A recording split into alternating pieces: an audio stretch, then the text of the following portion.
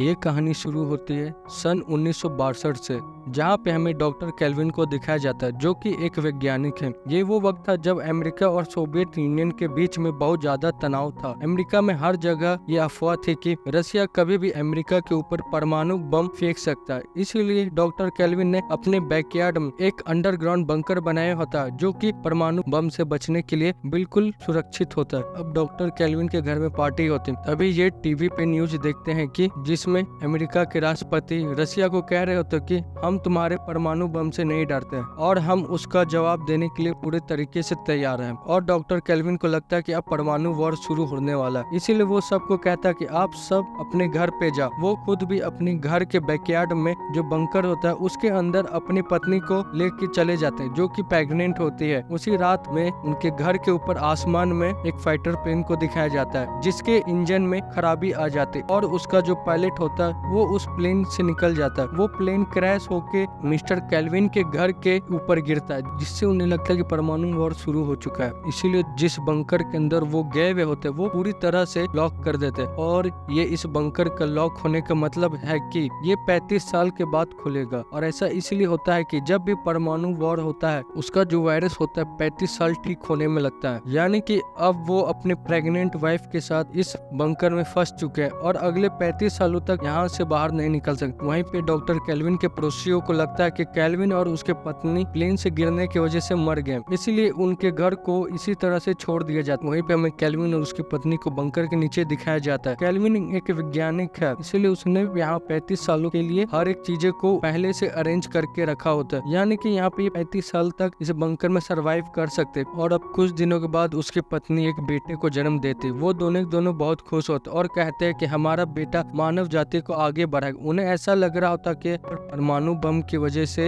इंसानियत पूरी तरह से खत्म हो चुकी हो, लेकिन ये सच्चाई से बहुत दूर होता है। धीरे धीरे वक्त बीतता है और इनका जो बेटा होता है जिसका नाम एडम है वो बड़ा होना शुरू हो जाता है। बंकर के नीचे खाने के लिए पेड़ पौधे उगाए हुए होते हैं और साथ ही यहाँ पे एक बहुत बड़ा फिश टैंक भी होता है जिसमें ये मछलियाँ रखते हैं और इसे खा के ये सर्वाइव करते हैं। और ये अपने बेटे को हर तरह की नॉलेज देते हैं, पॉलिटिक्स के डांस भी सिखाया जाता है, उसे बॉक्सिंग भी सिखाया जाता है ताकि वो इस दुनिया के हर एक चीज को सीख सके। इनकी जिंदगी बहुत अच्छे से चल रही होती है। वहीं पे हमें इनके घर के ऊपर दिखाया जाता है, यानी कि इनके बंकर के ऊपर जहाँ पे इनका घर था वहाँ पे एक बार बन चुका है। इसी तरह से वक्त बीतते जाता और 33 साल बीत जाते और अब मात्र 2 साल बचे होते जब ये बंकर से बाहर निकल जाएंगे और ये इनके लिए बहुत राहत की बात होती और 2 साल भी बीत जाते। वो दिन अब आ जाता है कि जब ये बंकर से बाहर निकल जाएंगे। बंकर के दरवाजे अपने आप खुल जाते हैं क्योंकि ये 35 साल के लिए लॉक हुए थे। और केल्विन कहता है कि मैं रात को बाहर जाके देखूं कि बाहर का वातावरण कैसा है। वो येलो कलर का सूट पहन के वो लिफ्ट से बाहर निकलता है। जब लिफ्ट चलते वहाँ की जमीन हिलने लगती और वहाँ पे एक होमलेस इंसान होता है जिसे लगता है कि यहाँ पे भूकंप आ रहा है और वो अगले पल उसके सामने येलो कलर का सूट पहन के खड़ा होता है। उसे देख के वो इतना डर जाता है कि वो बेहोश हो जाता है। केल्विन अब देखता है कि अब उसका घर एक बार में बदल चुका है। वो बाहर जाते हैं जहाँ पे चारों तरफ क्राइम होता है। ये दुनिया पहले की दुनिया से अलग होती है। यहाँ पे टेक्नोलॉजी इतनी हाई होती है कि जिसके बारे में केल्विन ने सोचा भी नहीं था। लेकिन इस वक्त गरीबी और क्राइम बहुत ज्यादा होती है। केल्विन सोचता है कि सब लोग म्यूटेंट हो चुके हैं, इसीलिए वो वापस बंकर में आ जाता है और अपनी पत्नी और बेटे को कहता है बाहर की दुनिया पूरी तरह से बदल चुकी है, वो सुरक्षित नहीं, वहाँ पे बहुत ज्यादा क्राइम है, लोग म्यूटेंट बन चुके, हमें यहीं पे रहना पड़ेगा। ये बात सुन केल्विन की पत्नी सुनकर अपना आपा खो बैठती।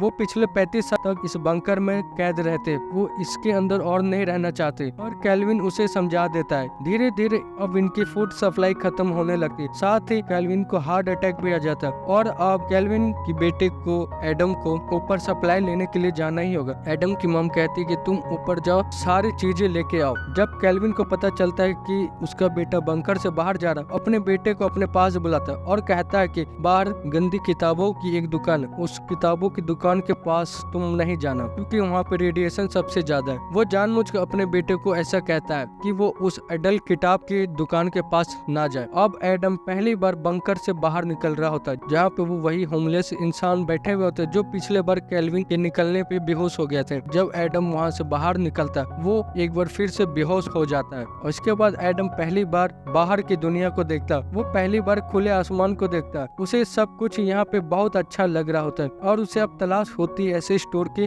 जहाँ पे वो अपने घर के लिए सारा सामान ले सके। और तभी वो पहुंच जाता अडल्ट बुक स्टोर के पास और उसके पिता ने बताया होता है कि यहाँ पे जहरीली गैस होती है और वो शोर मचाना शुरू कर देता है, जिसे वहाँ पे सभी लोग इधर उधर भागना शुरू कर देते हैं। और अब एडम बस पकड़ के स्टोर के तरफ निकल पड़ता है। बस में भी वो 1960 की बातें कर रहा होता है, जो लोगों को बहुत अजीब लग रही होती, किसी को उसकी बात नहीं समझ आती है। और अब वो सुपरमार्केट पहुंच जाता है, जहाँ पे वो अपना घर का सामान ले रहा होता है। वहाँ का जो सेल्समैन कहता है कि आपकी डिलीवरी ज्यादा है तो मैं आपका सामान आपके घर तक पहुँचा दूँ। और एडम को पहली बार एहसास होता है कि यहाँ तक तो मैं आ गया, लेकिन मुझे अपने घर का पता याद नहीं है। यानी कि एडम इतने बड़े शहर में अब खो चुका है। वो चारों तरफ घूमकर उस बार को ढूंढ रहा होता है जिसके नीचे बंकर है। उसके पैसे भी खत्म हो जाते। उसके पिता के बहुत पुराने बेसबॉल के कार्ड होते हैं जो कि उसके पिता ने उसे दिए थे। वो उन कार्ड को बेचने के लिए एक दुकानदार के पास जाता। वो दुकानदार उसके सभी कार्ड के $500 लगाते। वहाँ पे तभी दुकानदार की असिस्टेंट ईव आ जाती। वो एडम को बताते कि तुम्हारे कार्ड की कीमत $500 नहीं है, तुम्हारे हर एक कार्ड की कीमत $6000 है। ये तुम्हें बेवकूफ बना रहा है। और वो अपनी जॉब छोड़ देते और एडम के साथ यहाँ से निकल जाते। एडम को ईव बहुत अच्छी लगती है क्योंकि उसने उसकी मदद की होती है। उसके बाद एडम उससे पूछता है क्या तुम मुझे एक होटल तक छोड़ दोगी, जो कि उसकी मॉम ने बताया होता है। बदले में उसे वो 2 कार्ड देना चाहता है। ईवा उसे होटल तक छोड़ देते। एडम उसे 2 कार्ड देता है और ईवा यहाँ से चली जाती। पर अगले दिन एक बार फिर से वो उसके पास वापस आते और उसे लग रहा होता है कि जो कि एडम बहुत शरीफ है, उसे कार्ड लेके अच्छा नहीं किया। वो उसके कार्ड वापस लौटा देते। और अब एडम ईवा से कहता है कि क्या तुम मेरी शॉपिंग करने में मदद करोगे, मुझे बहुत सारा सामान लेना है। दरअसल उसे 2 साल की सप्लाई लेनी है ताकि वो 2 साल तक बंकर से बाहर ना निकल पाए। वो ईवा से कहता है कि अगर तुम मेरे इस काम में मदद करो तो मैं तुम्हें हर हफ्ते के $1000 दूंगा। ईवा उसकी बात मान जाता और अब वो उसके लिए सामान इकट्ठा करना शुरू कर देते। यहाँ पे एडम ईवा को ये भी बताता है कि उसे अपनी शादी के लिए एक लड़की चाहिए। शर्त यह कि वो लड़की कैलिफोर्निया की होनी चाहिए, क्योंकि एडम की मॉम ने उसे बताया था कि सिर्फ कैलिफोर्निया के लोग वो लोग म्यूटेंट नहीं हुए, यहाँ के सब लोग म्यूटेंट बन चुके हैं। यानी कि एटम बॉम्ब गिरने के बाद जो रेडिएशन पैदा हुआ था उनके अस्तित्व पे गहरा असर पड़ा। इसीलिए वो अपनी मॉम के कहने पे वो कैलिफोर्निया की लड़की से शादी करना चाहते हैं। एडम को ईवा अपने एक गे दोस्त से मिलवाती है ताकि वो एडम का पूरी तरह से मेकओवर कर दे। और अब ये एडम को नई नई चीजें सिखाते हैं। एडम पहली बार समुद्र में नहाता है। वो पहली बार अपने आंखों से लाइव बेसबॉल मैच देखता है। साथ ही वो बैठा हुआ तो बारिश हो जाती है। उसने पहली बार अपनी जिंदगी में बारिश देखी है। ईवा उसके लिए अम्ब्रेला लेके आती, लेकिन वो उसे बहुत अजीब लगता है क्योंकि वो इस बारिश को एंजॉय कर रहा होता है। ईवा ने उसकी बहुत मदद की होती, इसलिए क्या तुम मेरी दोस्त बनोगी? ईवा उससे हाँ कह देती और एडम उसे अपने गले से लगा लेता है। वो उसे बहुत जोर से गले से लगा लेता है। उसे पता नहीं होता है कि लोगों से किस तरह से बिहेव करना चाहिए। हालांकि उसकी एजुकेशन बहुत अच्छी हुई होती, लेकिन फिजिकली लोगों से कैसे मिलना चाहिए इस बारे में उसे ज्यादा नहीं पता होता है। और अब ईवा और उसका दोस्त क्लब ले जाते ताकि उसे कोई लड़की वहाँ पे मिल जाए। एडम की पर्सनैलिटी बहुत अच्छी होती। यहाँ पे उसे एक फ्रेंच लड़की मिलती है और एडम उससे फ्रेंच में बात करता है। और पता नहीं क्यों ईवा को ये देख के बिल्कुल अच्छा नहीं लग रहा होता। वो एडम को उस जगह से लेके दूसरी जगह ले जाते हैं। यहाँ पे म्यूजिक प्ले हो रहा होता है और एडम यहाँ पे डांस करना शुरू कर देता है क्योंकि उसने बंकर पे कई सालों तक डांस किया था,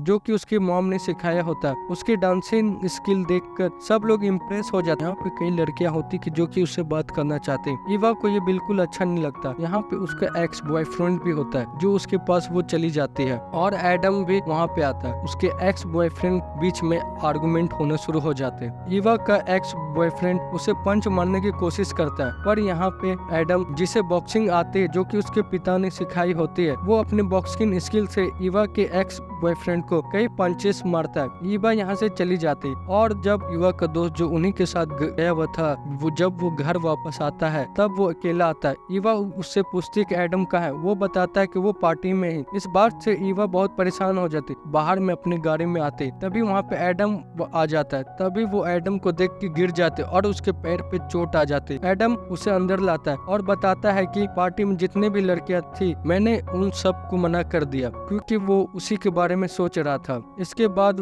ये दोनों एक दूसरे से अपने प्यार का इजहार करते हैं और एडम अपनी जिंदगी का सारा सच बता देता है। वो कहता है कि मैं पिछले 35 सालों तक बंकर में था। वो उसे शादी करना चाहता है। वो चाहता है कि शादी के बाद ईवा उसी के साथ बंकर में रहे। ईवा को लगता है कि इसकी दिमागी हालत खराब है और वो उसे जाने के लिए कहते हैं। यहाँ से वो चला जाता। इसके बाद एडम को वो बार मिल जाता है जिसके नीचे उसका बंकर है। वो ईवा के पास आता है, लेकिन ईवा ने उसके लिए एक सेक्रेटरी और उसके असिस्टेंट को बुलाया होता है ताकि वो एडम का ट्रीटमेंट कर सके। और वो जब एडम को घर से बाहर लेके निकलते हैं तब एडम भाग के एक गाड़ी में बैठ जाता है। वो ईवा से कहता है होटल का बिल पे कर दे और साथ ही मेरा वहाँ पे सामान है, तुम उसे कलेक्ट कर लेना। और अब ईवा और उसका जो गे दोस्त है वो दोनों के दोनों होटल में उस रूम में जाते हैं जहाँ उन्हें उसका बहुत सारा सामान मिलता है। ये सारा का सारा सामान 1960 का होता है, जिसे देख के इन्हें समझ आ जाता है कि एडम जो कुछ कह रहा होता है वो सब कुछ सच कह रहा था। यहाँ पे एबिन कंपनी के शेयर्स भी होते हैं जो कि उसके पिता ने सन 1960 में खरीदे होते हैं और अब शेयर की कीमत करोड़ों में होती है। वहीं पे एडम अब बंकर में पहुंच गया होता है जहाँ पे वो पूरे 14 दिनों के बाद आया हुआ होता है।